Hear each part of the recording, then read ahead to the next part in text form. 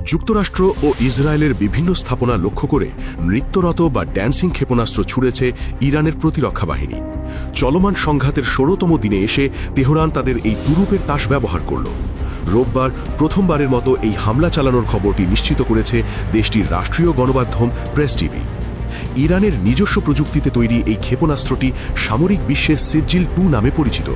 তবে এর আকাশপথে চলাচলের অদ্ভুত ও কৌশলী সক্ষমতার কারণে একে নৃত্যরত ক্ষেপণাস্ত্র বা ড্যান্সিং মিসাইল বলা হয়। শব্দের চেয়ে প্রায় ১৩ গুণ বেশি গতিসম্পন্ন এই মারণাস্ত্রটি চোখের পলকেই শত্রুপক্ষের যে কোনো সুরক্ষা দেওয়াল গুড়িয়ে দিতে সক্ষম।